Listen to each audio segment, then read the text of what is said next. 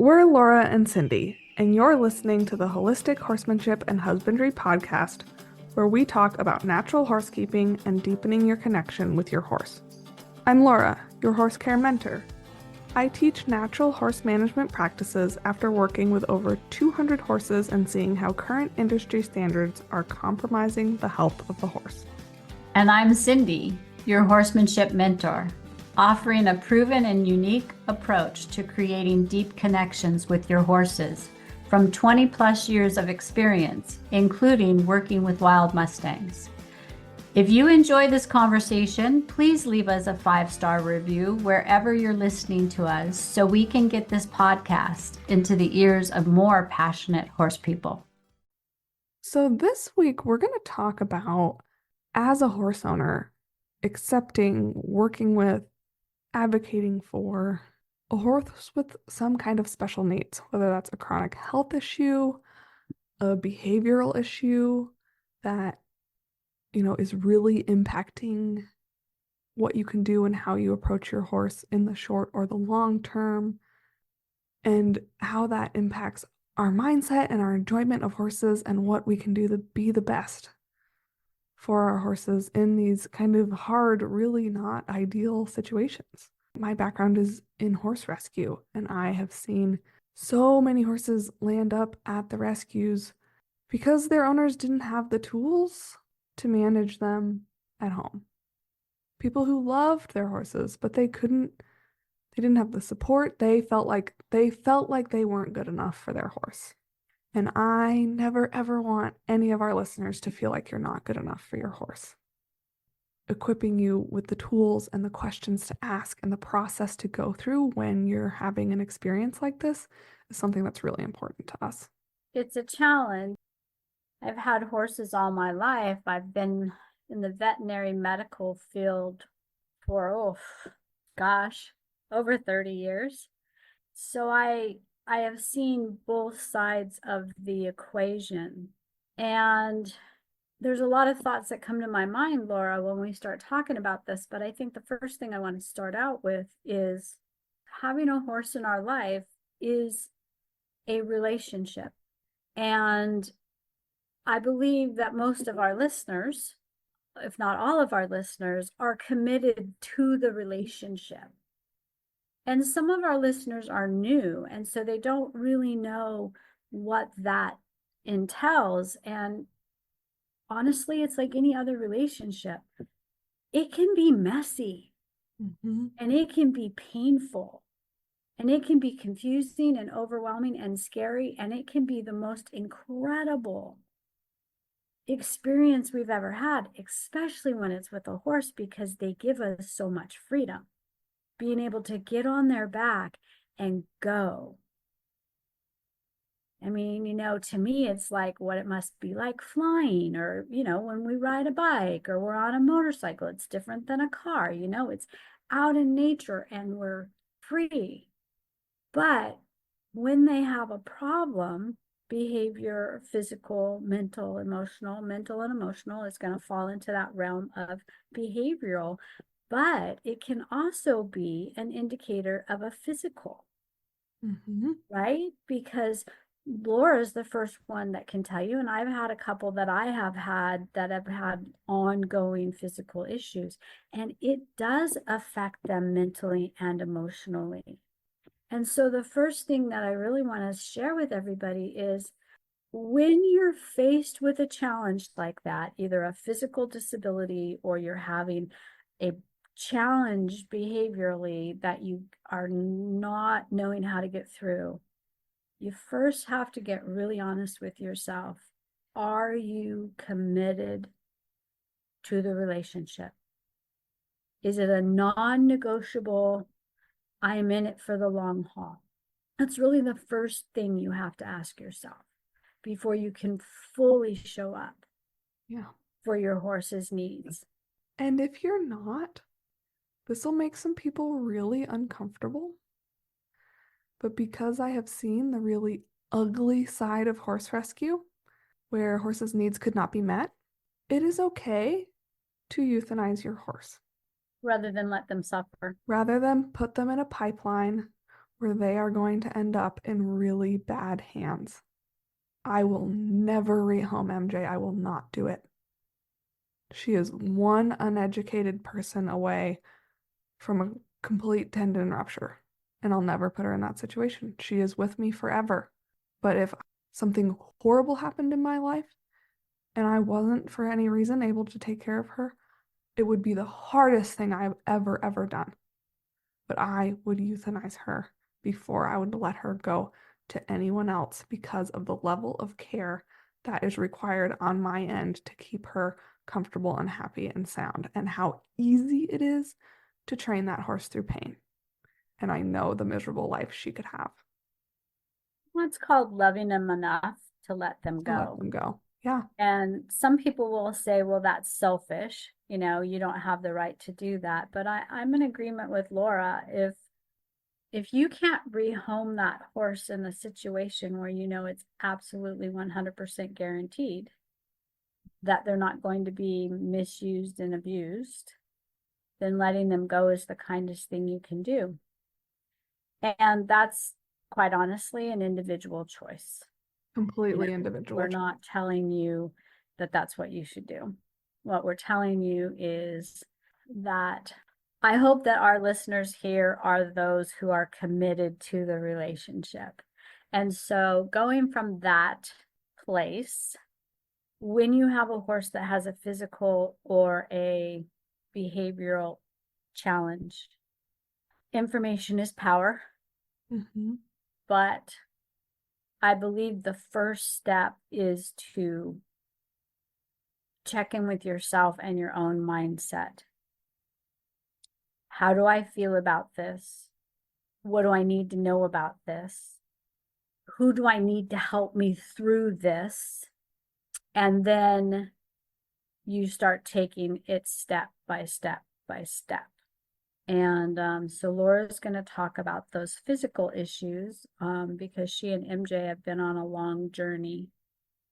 And then I'm going to address a little bit about the behavioral issues, but it really starts first with your mindset. You have to recognize that what you are embarking on is potentially a long-term thing. There's no quick fix. Yeah. That saying, take the time that it takes so it takes less time, that is like a golden rule when you're having any kind of a setback challenge. The quick fix is not the best interest. The pills to make it go away, the heavier equipment to get more control over your horse. The injections, the shoe. Yeah, those are the Yep. quick fixes, Yep. which are actually going to, in the long run, give you more problems. And you have to really, part of the mindset is deciding, am I in this for maximum comfort for my horse as quickly as possible, or am I in this for preserving the longevity of my horse? MJ is only 12, so I am in the longevity game. When she's 20, if I have to inject her with all kinds of crazy stuff every 6 months to keep her comfortable and happy, I'm going to do that. But you have to know in every medical and every decision that you make for your horse, you have to understand the costs. You inject a joint with cortisol, that joint is now degrading more. It's going to feel better in the short term, but it's degrading more. And you're going to have to keep doing that. And there's going to come a day when that injection does nothing and you have nothing else to offer that horse. So if you have an old horse that you are just trying to get a couple more years out of keeping him happy and comfortable and enjoy him, that is completely different. So as you're setting up your mindset for managing a chronic condition, what is your goal? Right now, my goal with MJ is to have her comfortable and strong and rideable. If she tears one more time at any point in her life, we will be done riding forever. I have made that decision with my vet. She can survive a few more small tears, so we have a little wiggle room. But I will not ride her until she has no wiggle room left. And so that's where I'm at, and that's what I'm working toward. Knock on wood, I'm a little bit scared to say this out loud, but I shouldn't be because it's a celebration. We've gone a year without a tear. I'm decently confident I have figured out how to manage her in a way that is going to preserve her long term. And I'm able right now to focus on getting her in shape and riding her. And my goal right now is to ride for 6 months to a year just walking.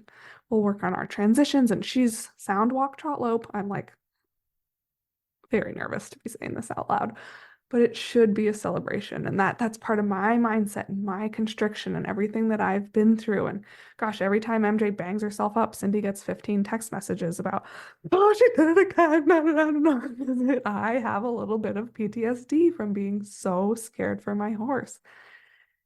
And I've had to really learn how to grapple with those emotions. And there was a long grieving period at first when it became very clear that, I mean, MJ is athletic and she's got an amazing mind. And I really had, a low level endurance, a trail obstacle, like a career in mind for us. And we were super ready and super excited. And that immediately went away when she tore. And I grieved that because I trained her myself and I'd put thousands and thousands and thousands of hours into this horse. And it felt like it was all just swept away immediately. And it was like, well, now what we're going to do.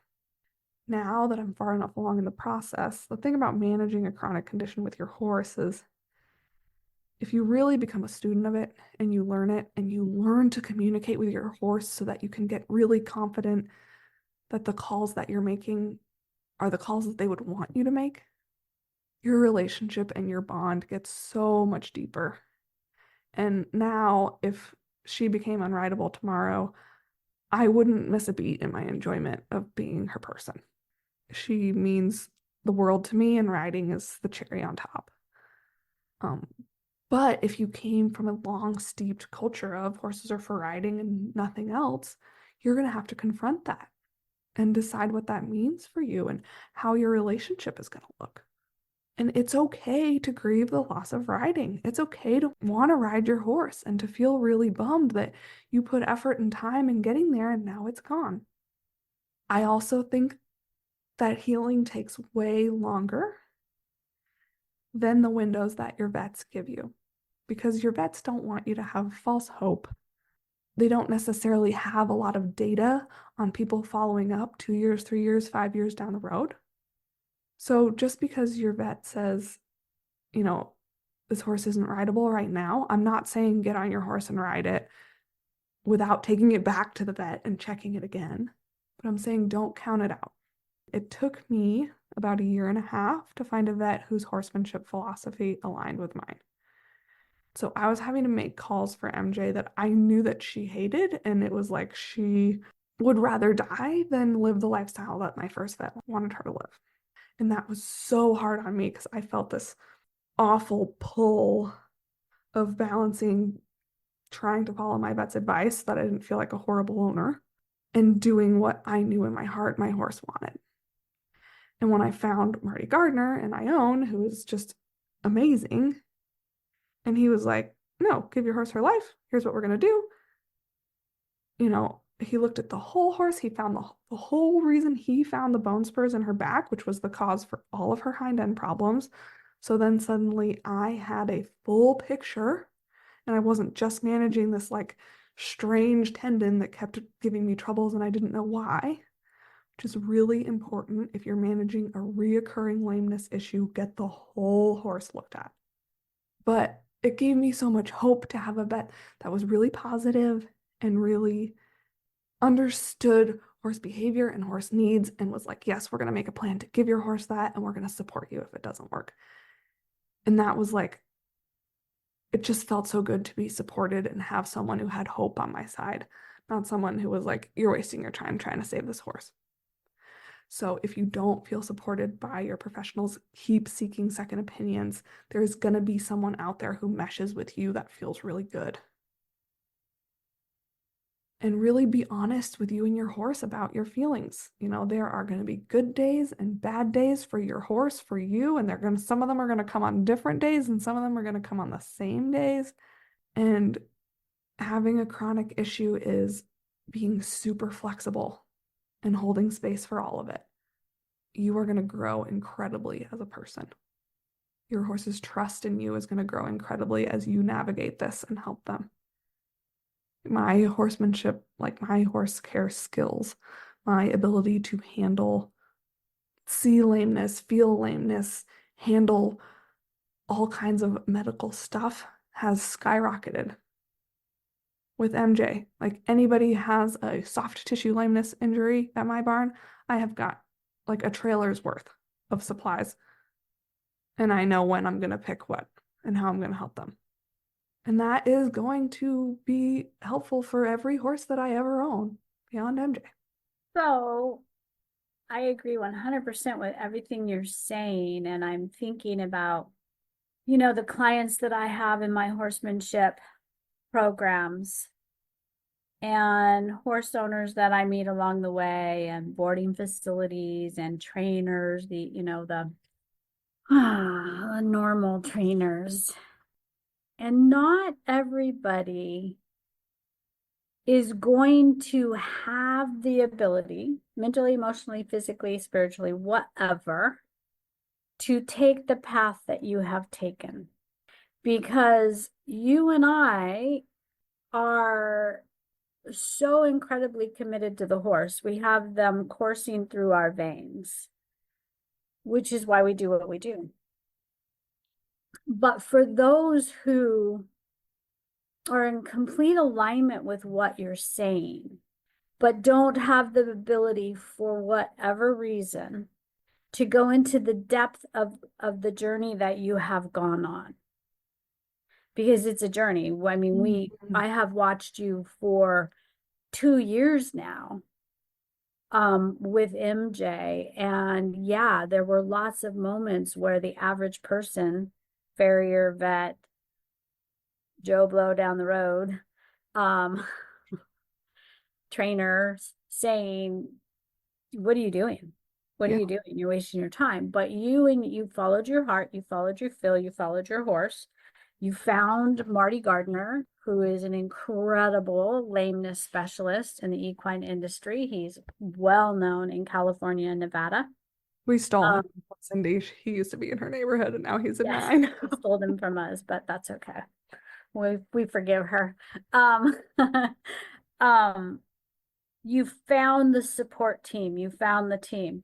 So for those of our listeners who are like, yes, I'm in it for my horse. I don't care if I can't ever ride or if I can't ride right away. I'm not ready to say I give up.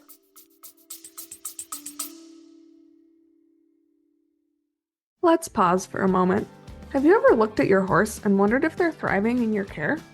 Is there more you can do to give them the best life possible?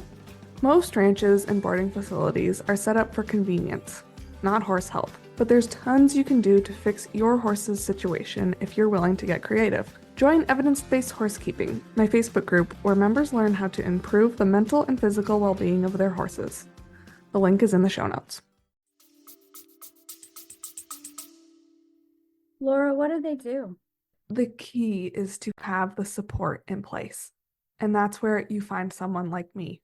If it's physical, you find someone like Cindy if it's behavioral. And we will help support you. If I would have had someone who could have really said, here's the 25 things that you can do for soft tissue injury and the three that I think would work best for your condition, and please check that with your vet and make sure that they co-sign it, but that's what I would suggest. I would have saved myself so much time and effort and money and, maybe saved MJ a few tears, honestly. Like a couple of those were definitely my poor calls on my part that I had to learn the hard way. Because the reality is there is a huge vet shortage. And your vet's going to be super helpful, hopefully, if you find a really good one. They're not there every time it rains and you're wondering, do I need to lock up my horse or should I not lock up my horse? What kind of footing should I buy? Should I put the sock on or should I take the sock off? Should I wrap it? Should I compress it? Should I ice it? Should I heat it? They're not there for every one of those calls. Someone like me or Cindy can help you navigate that. And veterinarians have pressure, just like trainers get pressured. Like the trainers get the pressure to fix my horse so that I'm safe to ride it. Mm-hmm. And trainers, the average trainer, the normal trainer, believes that and teaches that a horse has to be ridden 3 to 5 times a week, or it's unhealthy for them. And I'm here to tell you, as a horse trainer, that's bullshit. Yeah. Yeah. That is bullshit. Now, if they're sitting in a 12 by 12 box stall or a 12 by 12 stall with a narrow or a same size paddock, your horse needs to get out and be able to run and play, but they do not have to be ridden and worked 4 to 5 times a week to be healthy. And veterinarians are often only given so much money Yep. to fix the horse, The horse. or they're only given so much time to fix the horse. And then they don't have, and this is coming from my veterinary technician and practice owner knowledge, they don't have the follow through of the With the clients, clients. Yeah. which the veterinarian can only diagnose and tell you what the problem is and give you the medication or the wraps or the solutions, but it's up to you to follow through. So being able to have somebody like Laura for a physical ailment, injury condition, or me for a behavioral challenge, we are in it for the long haul. Yeah. And we are willing to sign on with you and not only guide you through the process, but educate you and empower you along the way. And that's what sets us aside from so many out there, is that there is no such thing. Hear me, hear me, hear me. There is no such thing as a quick fix for anything. There isn't. I mean, you can put gum on something to hold it together, or you can do duct tape to hold it together, but it is not a long-term solution. Where Laura and I, we sit down, we figure it out with you, we guide you into bringing in more team members if needed, we help you with a game plan, not just for your horse, but for But for you. you. We have to help you get your mindset in a place that feels good. Yeah. You're not overwhelmed, that you will have moments of. You're not stressed and feeling alone, but you will have moments. You get super encouraged at times, Yeah. and then we have setbacks, but we help you to understand the mental and emotional obstacle course that you're going to go through along the way. And we are both transformational life coaches. So not only are we super educated and we don't know it all, and neither one of us will ever proclaim till the day we die that we know it all, No. but we know a lot. And we have taken that extra step to get to know the human, Mm-hmm. because a horse can only be as happy and healthy and thriving as they're human. Yeah. So many issues are created or exasperated because of where the human is coming from. And the human, so, gosh, I would say a lot of the time, are completely unaware how their emotional and mental state of being is truly affecting the outcome Yeah. of the horses. And in a lot of ways, the culture of the horse industry. Farriers and vets and trainers are expected to fix that horse in 30 days or less. So they a lot of times they know they're cutting corners. They know they're pushing their horse beyond what they should be pushing their horse. But they also know that if they don't get this done, the culture of the industry and how the owners have been trained to think, or it's going to end bad for the horse. I often see a difficult mental balance between how rideable can we get this horse for its owner and how much can we ask this horse to be rideable through pain, because if this horse isn't rideable, it's going to end up in a rough situation. And we did a whole podcast episode on how it's okay not to ride your horse because it's so weird to have a horse that you don't ride. And there's a lot of judgment and meaning behind that. And oh, you're not a true horse person. And, you need to be showing and blah, blah, blah, blah. And just be able to step back and say, I can see that the horse industry is a little broken in that. And we have lost sight of the true magic of the horse and the appreciation for the horse. And so I know that I'm going to be different. Some people at my barn might have something to say about that. My trainer might ask me why I'm not riding my horse. But when I take this time, when I get the right support, Cindy and I are making a lot less money than the people who are fixing horses really fast. The money is, I will get your horse going in 30 days because that's what people want. As dumb as it might be, Cindy and I are not here for the money. We are here for the horses.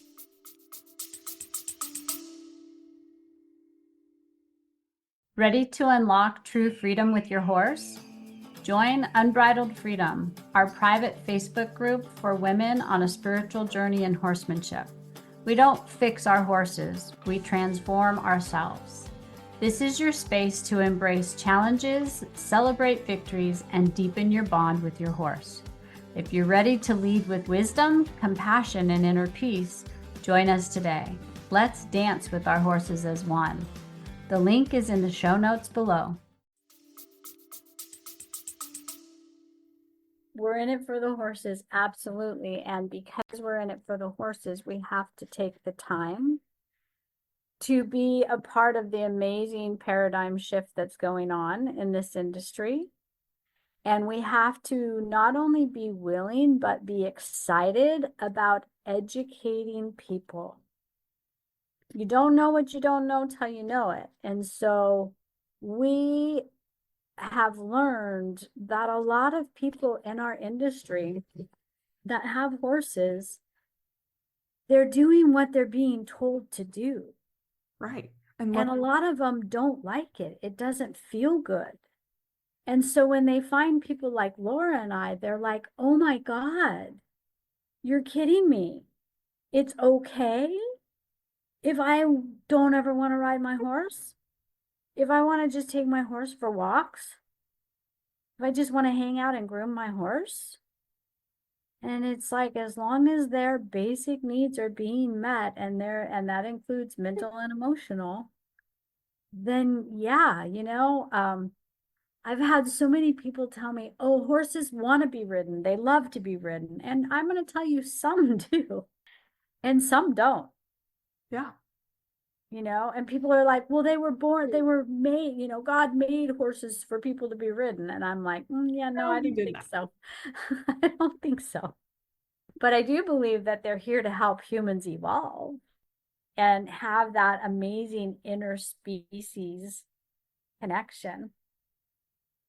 But, so we've talked about the physical issues, and there's the behavioral part of it as well. There is not quick fixes for when your horse is acting out.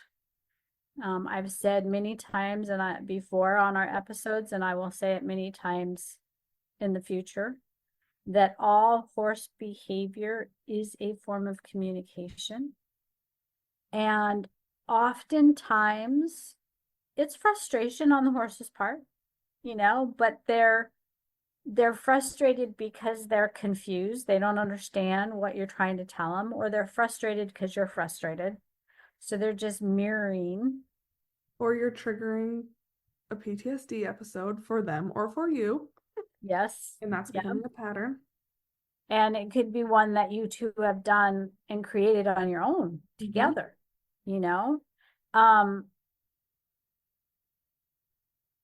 And I've been thinking a lot about this conversation about groundwork. I mean, there's one thing that's coming up a lot in my circle is I can't get my horse to lunge.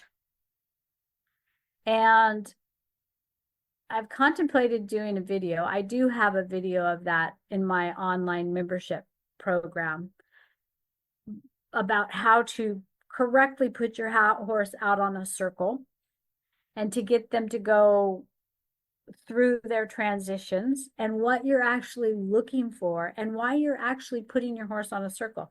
Now, you notice I'm not saying lunging because I don't believe in lunging When she because, says she doesn't believe in lunging, she means she doesn't believe in turning a horse loose and chasing it until it's exhausted and listening to you.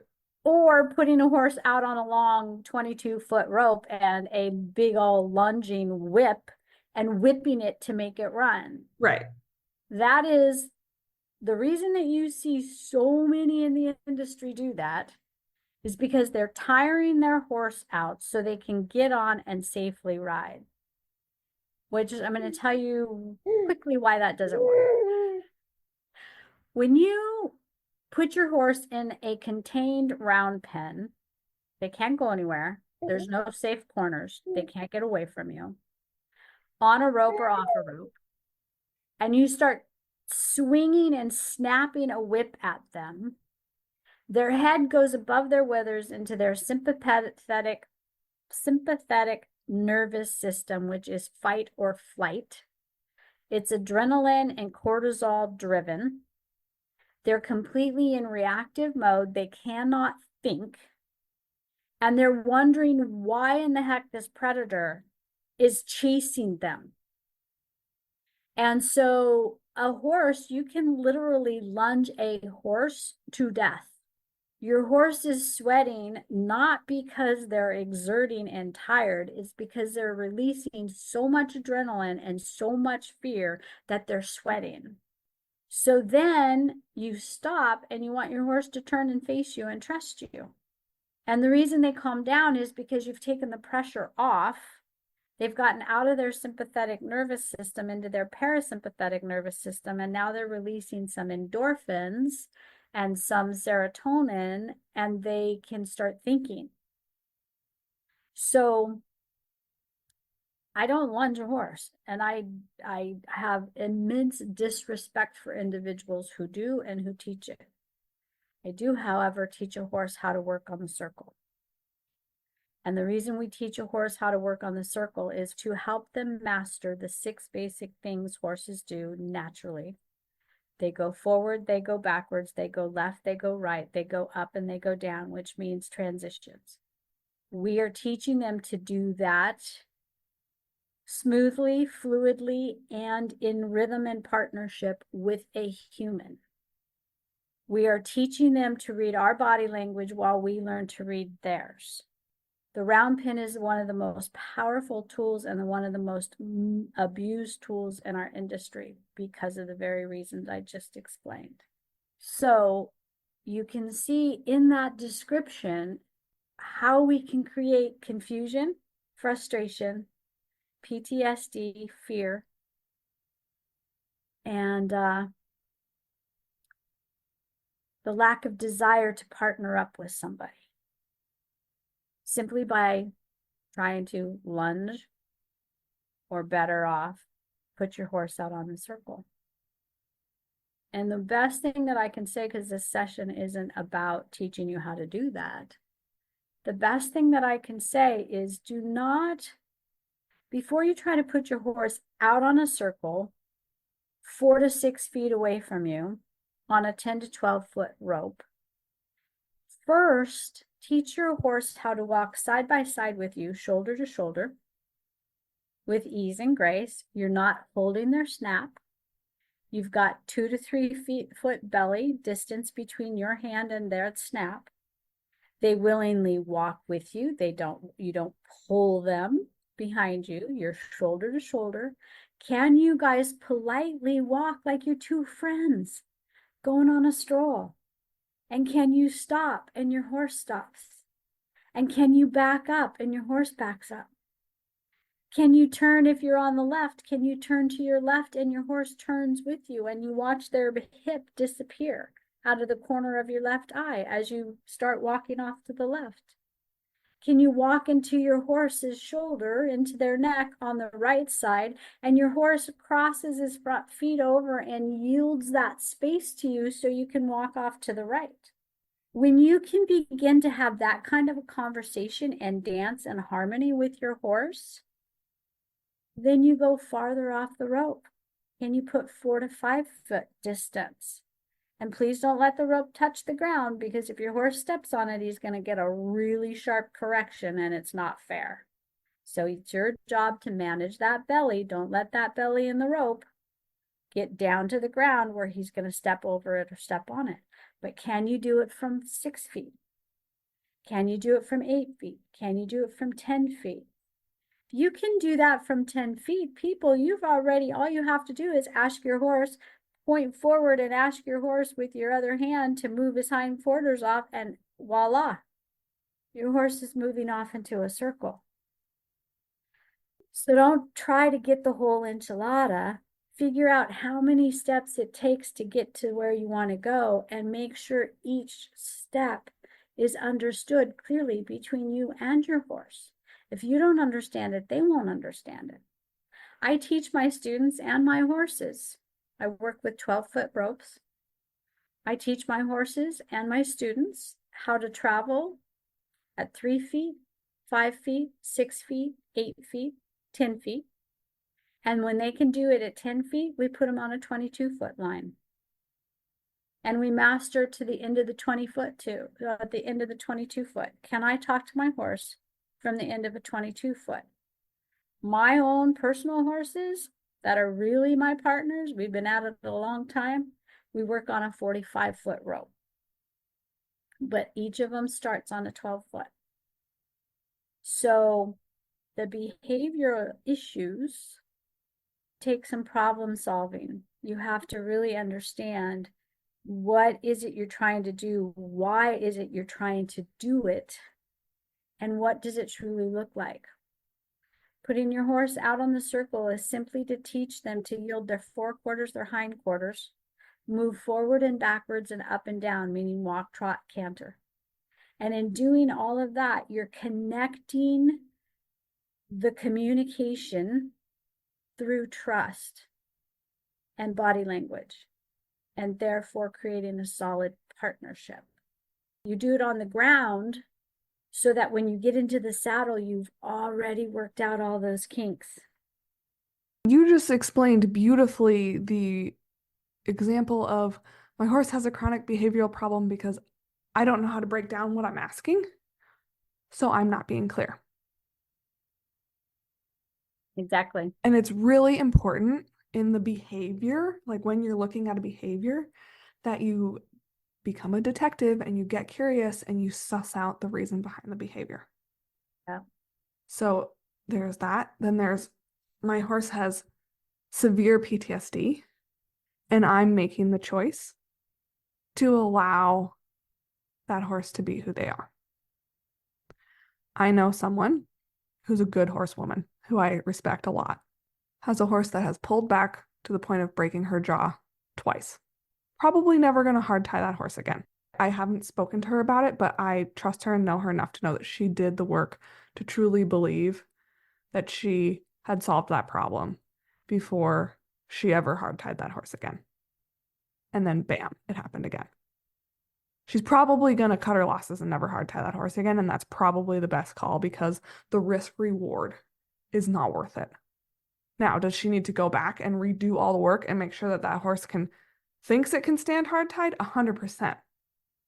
But then not taking the risk, not putting the horse in that position is perfectly fine. And she has to be that horse's advocate in all situations wherever they go and make sure that that horse never gets hard tied. Cindy has Gino, who I believe you decided he doesn't need to be a riding horse because he hates it. He can't be ridden. He actually loses his mind. Why make him? Right.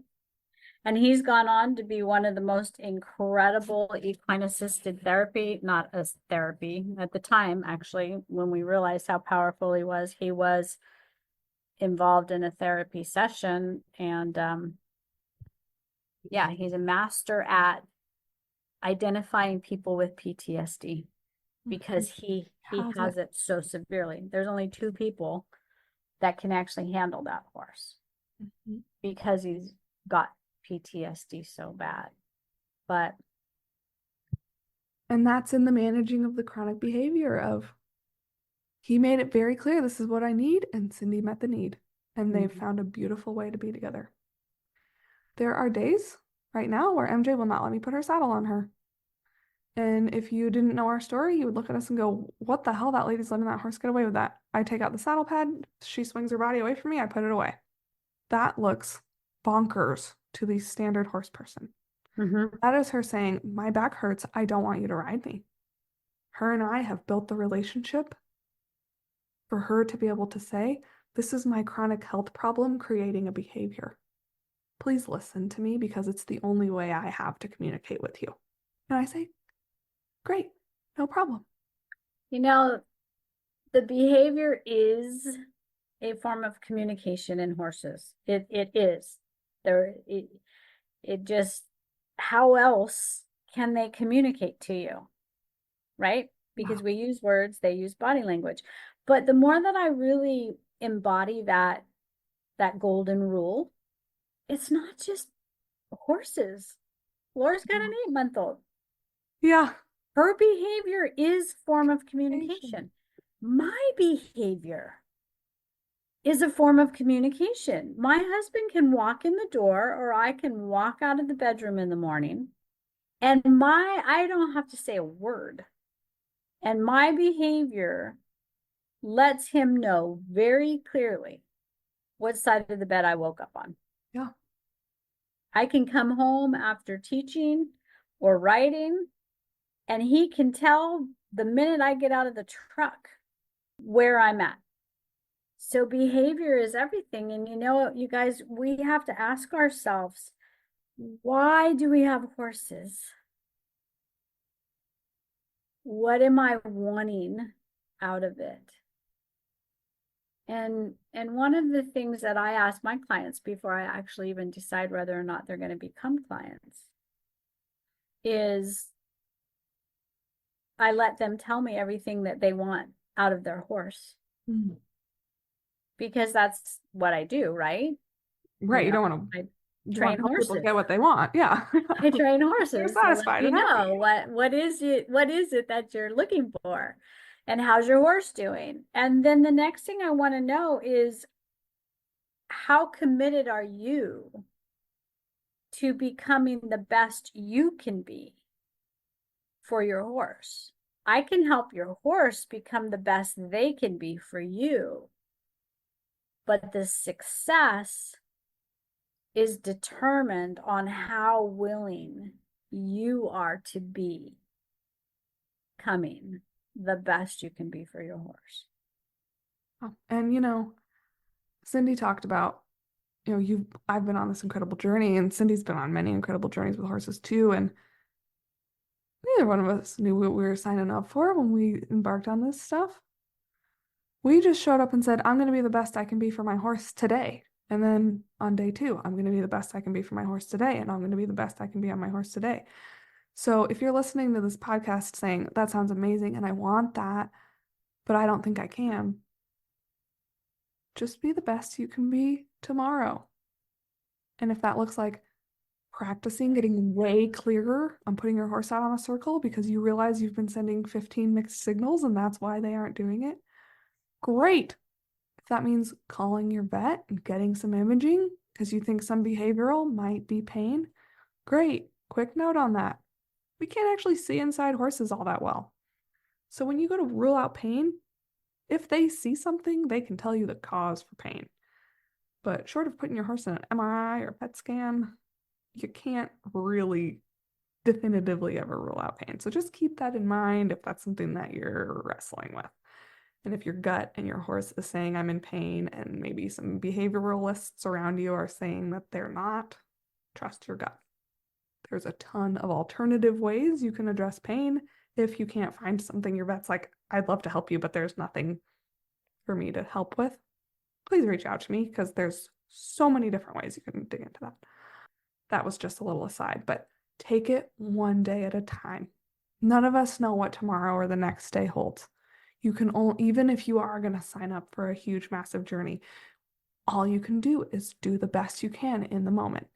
And you will be amazed at what can happen when you break it down and you stop worrying and getting up in your head about what is this going to look like in 6 months or a year or whatever down the line.